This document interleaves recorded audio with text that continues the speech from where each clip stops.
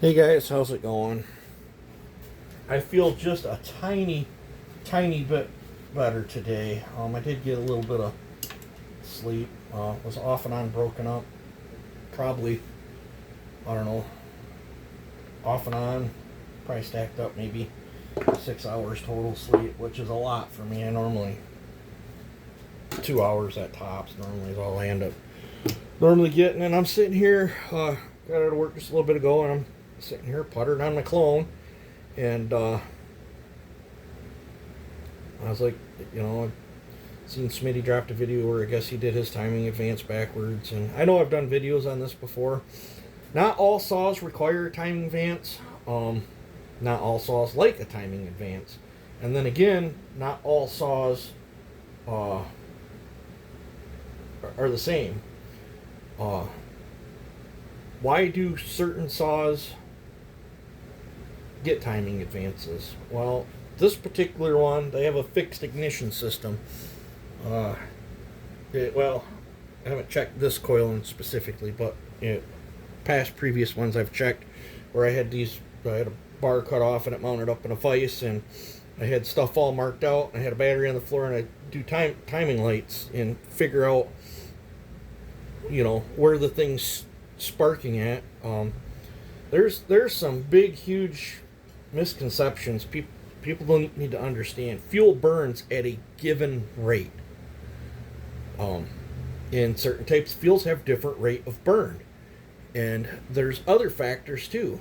Different compression ratios will change the rate of how that fuel burns. Typically, the harder you squeeze it, the more quicker it ignites, and it has a different rate. If you're at 210 pounds of compression with a flat band cut, and then you bump the timing, that particular setup is going to require less timing to do the job than as if you had 110 pounds of compression. At 110 pounds of compression, you're probably going to have to start the burn sooner. And no matter what you do, unless you start playing with oxidizers and stuff, fuel has a given rate of burn. So at 5,000 RPM, it needs a certain amount of advance to get the fuel going. At 12,000 RPM, it needs more advance. In saws, a lot of the fixed timing coils that don't have curves built into them, Echoes have curves built into them. I'll get into that in a minute. But on fixed timing, when you start spooling these up harder, you got to, when you're turning 14, 15,000, you need to get the fuel burning a little sooner. You only have, I don't know, you only have from top dead center to when this exhaust port cracks open to extract as much energy or push down on the crank is that you're physically able to get. So that, in different combustion chambers play different. I'm not going to get into the specifics, but you guys are going to have to do your own research and figure it out.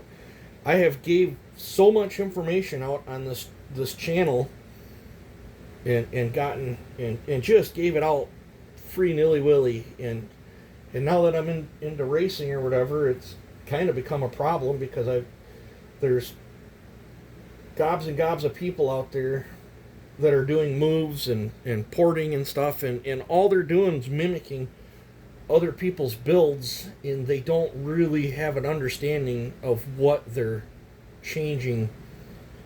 They don't truly understand what they did to get the saw or engine, or it doesn't matter. They don't quite fully understand.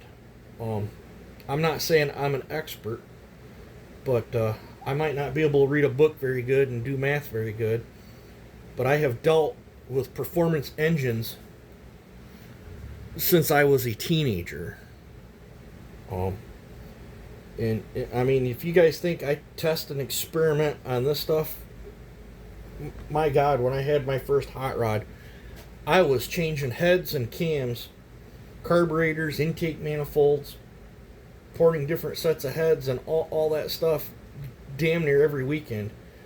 it I'd get my paycheck and I'd come home for, on a Friday night, and I'd have my hot rod all stripped down and stuff something different in there, and tried things. And I've had a lot of people. I was just talking to another guy I run into the other day that he wished I'd still be building big engines, and that part of my life's over.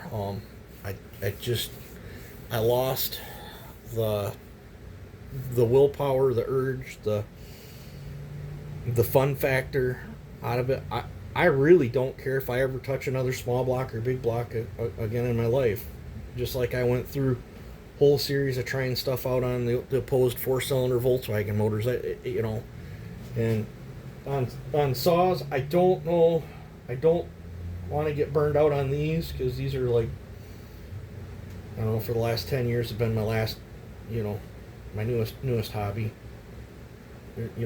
My hobbies literally consist of occasionally collecting coins and paper money that's old, guns, and chainsaws, and trying to extract the best I can get out of them. I've always repaired stuff. I have fixed and repaired stuff, and if I'm always repairing something, I always try to make it run better than it did. So that's just the nature of me. But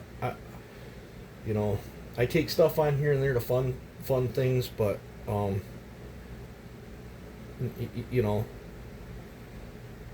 there's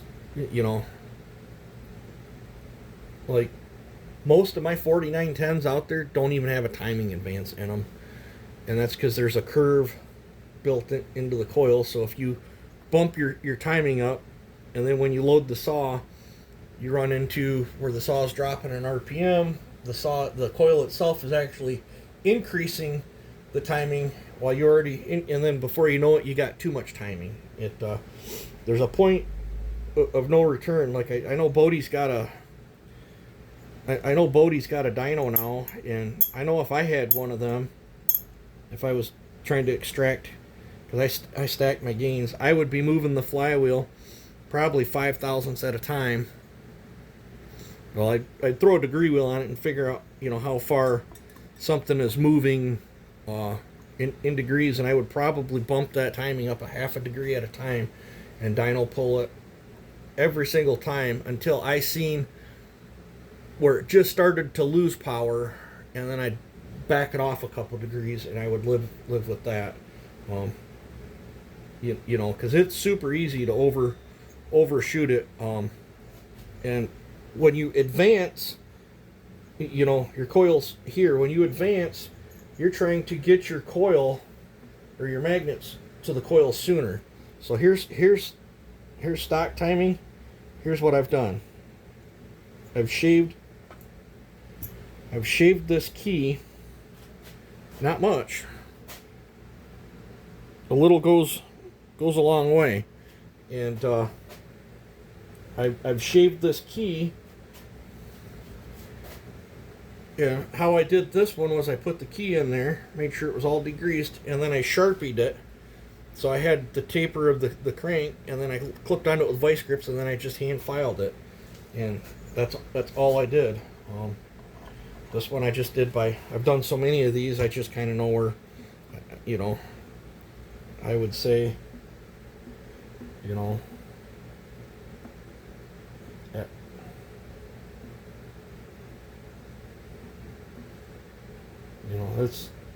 that's not much. Quarter of a fin. The manufacturers have to put a pretty mellow timing in some of these things so that it doesn't rip your arm off when you go to start it. And I don't know. I think Smitty said he either flipped his key around the other way or whatever, and if you go this way with it, you're retarding it, but this way is advancing it. And I just I don't know where my calipers are, but